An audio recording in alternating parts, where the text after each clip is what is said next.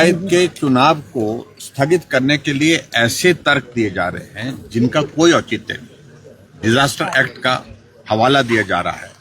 क्या डिजास्टर के नाम पर कांग्रेस पार्टी जमीनी स्तर पर काम कर रही है?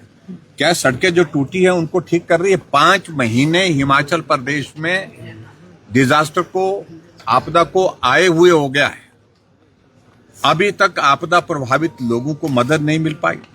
अभी तक आपदा प्रभावित इलाके में जो डैमेजेस हुए हैं वो रिस्टोर करने की प्रक्रिया शुरू नहीं हो पाई। यानी कि रिस्टोर करने की तो बात छोड़िए, लेकिन अभी तो काम शुरू नहीं हो पाया। और ऊपर से बहाना ले रहे हैं कि चुनाव इसलिए नहीं कराए जा सकते हैं क्योंकि हिमाचल प्रदेश में डिजास्टर आया है, उसका नुकसान हुआ है और उस नुकसान के कारण सड़कें बंद पड़ी है।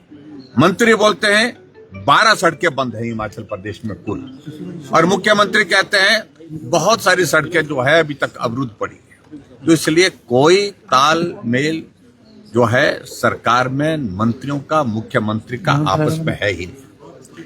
और दूसरी बात, जो इम्पोर्टेंट बात जो है, इसलिए हमने कहा कि अब कम से कम संवैधानिक व्यवस्थाओं को इस प्रकार से बर्बाद नहीं होने देंगे। पंचायत के चुनाव समय पर कराइए, और समय पर इसलिए नहीं करा रहे हैं क्योंकि उनको मालूम पड़ रहा है परिणाम आएगा, हारेंगे, बुरी तरह से हारेंगे।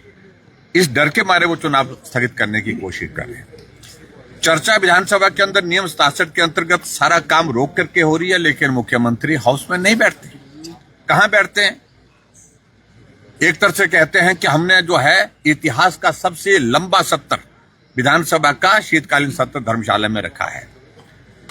तो उस सत्र में मुख्यमंत्री को जिनको जवाब देना है इस सारे विषय को लेकर, क्योंकि इसका जवाब जो है पंचायती राज मंत्री नहीं दे सकता है, इसका जवाब यूडी मिनिस्टर भी नहीं दे सकता, क्योंकि 2 डिपार्टमेंट है, नगर परिषदें भी है, नगर पंचायतें भी है, पंचायतें भी है।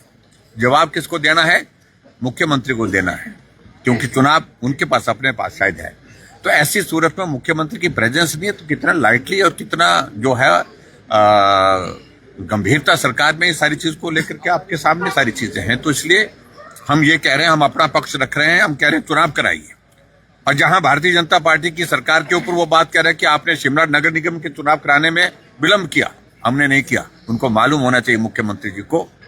मैंने विधानसभा के अंदर भी कहा कि उनकी ही पार्टी की सिमी नंदा करके एक काउंसलर है जो हाई कोर्ट में चले गई थी डिलिमिटेशन के प्रोसेस को लेकर के, रिजर्वेशन के प्रोसेस को लेकर के, और जिसके कारण हाई कोर्ट का फैसला समय पर नहीं आ पाया।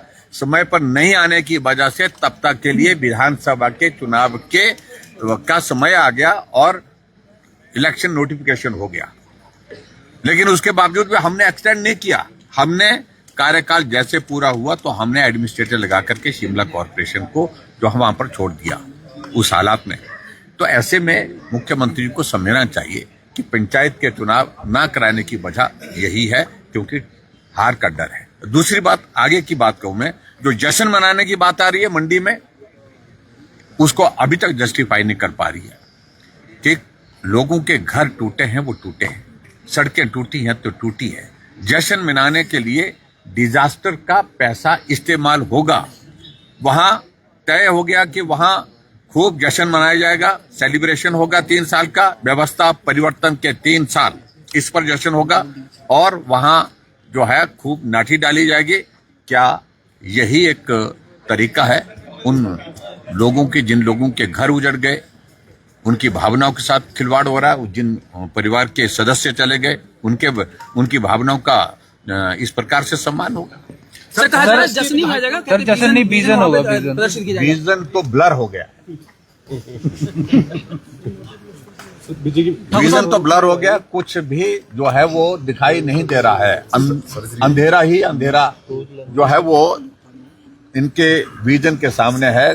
तो इसलिए उस पर तो पूरी जो है पूरी सर्जरी होगी, ठीक तरह से होगी, वो समय आते हो। सर, कांग्रेस विधायकों ने भी आज प्रदर्शन किया, तख्तियां लेकर बाहर आए थे और पॉक्सो एक्ट का हवाला दिया। देखिए, प्रदर्शन करने का अधिकार सबको है, लेकिन मेरा कहने का मतलब ये है कि सारा मामला सब जुडिस है। कानून को अपना काम करने दीजिए, तब तक के लिए राजनीति करने की कोई बात बनती नहीं। लेकिन कहते हैं सर, आप पे जब बात आती है, यानी कि भाजपा वालों पर जब बात आती है तो वो कुछ नहीं कहते हैं, फिर वो मूक दर्शक हो जाते हैं, फिर ऐसी बातें कहते हैं।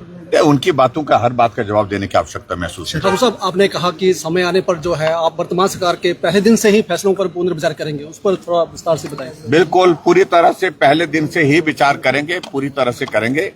लेकिन जिस तरह से वो ट्विस्ट देने की कोशिश कर रहे हैं चीजों को, उस तरह की आवश्यकता नहीं है। लेकिन मैं एक बात जरूर कहना चाहता हूं कि शुरुआत इन्होंने की है और भुगतान भी इनको करना पड़ेगा। Thank you.